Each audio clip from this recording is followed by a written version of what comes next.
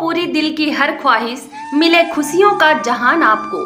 आप आसमान से मांगे एक तारा, तो खुदा दे दे सारा आसमान आपको। दोस्तों, क्या आपने कभी सोचा है कि जब द्रौपदी का चीरहरण हो रहा था तो भीष्म पितामह, जो धर्म के रक्षक माने जाते थे, वह मौन क्यों थे? और क्या आप जानते हैं वह अनकही कहानी जिसने भीष्म को उसके जीवन के अंतिम मोड़ पर श्राप देने को विवश किया? महाभारत का सबसे काला अध्याय शुरू होता है जब एक नारी द्रौपदी राजसभा के मध्य अपमानित की जाती है। राजा मौन है, विद्वान मौन है और सबसे बड़ा आश्चर्य भीष्म पितामह मौन है। क्या यह वही भीष्म थे जिन्होंने अपने पिता के वचन के लिए अपना संपूर्ण जीवन त्याग दिया? क्या यह वही भीष्म थे जिन्होंने आजीवन ब्रह्मचर्य का व्रत लिया और धर्म की रक्षा के लिए अपने हाथों से कौरवों और पांडवों को समान दृष्टि से देखा? द्रौपदी लाचार होकर कहती है कि धर्म क्या है, मैं दासी हूँ या महारानी? उत्तर दीजिए। पितामह भीष्म की आंखों में जलता हुआ मौन था। उन्होंने कहा, धर्म बहुत सूक्ष्म है द्रौपदी, मैं निर्णय नहीं कर सकता। द्रौपदी हतप्रभ रह गई। उसके आंसू उस दिन सभा की हर आत्मा को चीर रहे थे, पर भीष्म वचन और सत्ता के बंधनों में जकड़े हुए थे। उन्हें ज्ञान था कि धृतराष्ट्र अंधा नहीं केवल दृष्टिहीन था, बल्कि उसका मन और न्याय भी अंधकार में डूब चुका था। धर्मराज युधिष्ठिर के मौन को पाप कहा गया, दुर्योधन के अहंकार को अपराध कहा गया, पर भीष्म का मौन वो इतिहास में सबसे भारी मौन बना। उन्होंने सत्ता की मर्यादा के नाम पर धर्म की आत्मा को कुचलने दिया और यह मौन उनके लिए एक दिन साफ बन जाएगा।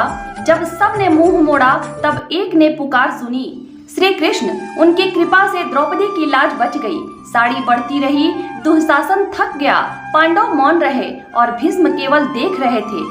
पर उसी क्षण जब द्रौपदी ने उठकर सभा की ओर देखा, उसकी आंखों में आंसू नहीं बल्कि एक अग्नि थी। जो धर्म की रक्षा नहीं कर सके वे अब धर्म के अधिकारी नहीं रहेंगे। द्रौपदी का यह वाक्य एक नारी की चीख नहीं थी, यह था सृष्टि के अंतरात्मा का प्रहार। भीष्म की आत्मा कांप उठी, उनका मन चीख पड़ा, पर उनके होठ अब भी मौन थे। वह जानते थे धर्म उनके हाथों से फिसल चुका है और उस क्षण उनके भीतर पश्चाताप का बीज अंकुरित हुआ। वही बीज जो युद्ध समाप्त होने तक उनके हृदय में कांटे की तरह चुभता रहा। और यही वह क्षण था जब भीष्म ने स्वयं से लड़ना शुरू किया, पर बहुत देर हो चुकी थी। धर्म की सबसे बड़ी परीक्षा शब्दों से नहीं, साहस से होती है। और उस दिन जिसने सबसे ज्यादा धर्म की शिक्षा दी थी, वही धर्म की परीक्षा में मौन बैठा रहा। द्रौपदी का श्राप भीष्म की आत्मा में गूंजता रहा और वह एक दिन अपने ही कुल के पतन की भविष्यवाणी करेगा।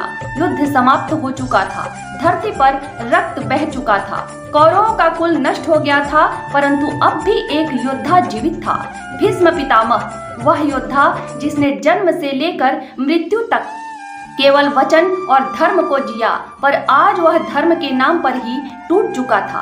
कुरुक्षेत्र की रणभूमि पर वह तीरों की सैया पर लेटे हुए मृत्यु की प्रतीक्षा कर रहे थे, क्योंकि उन्होंने इच्छा मृत्यु का वर पाया था।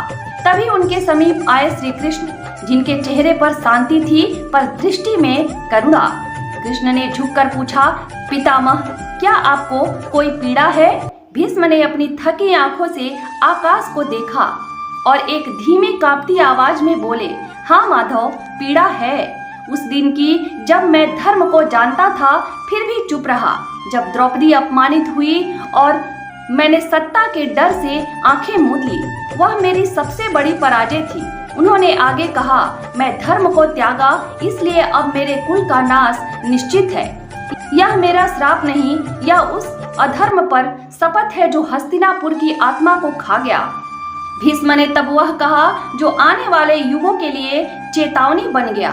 जो सभा स्त्री का अपमान करे, जहां नारी की लज्जा छीनी जाए और वहां के राजा, सेनापति और धर्मगुरु मौन रहे, वहां कुल का नाश सुनिश्चित होता है। यह श्राप नहीं, यह सनातन धर्म की भविष्यवाणी है। उनके शब्दों में अब क्रोध नहीं था, बल्कि तप से उपजा सत्य था। एक आत्मा जो धर्म और अधर्म के बीच झूलती रही, अब वह शांत थी। भीष्म की आंखें धीरे धीरे बंद होती हैं। पीछे से श्री कृष्ण की बंसी की ध्वनि सुनाई देती है। रणभूमि की धूल हवा में उड़ती है।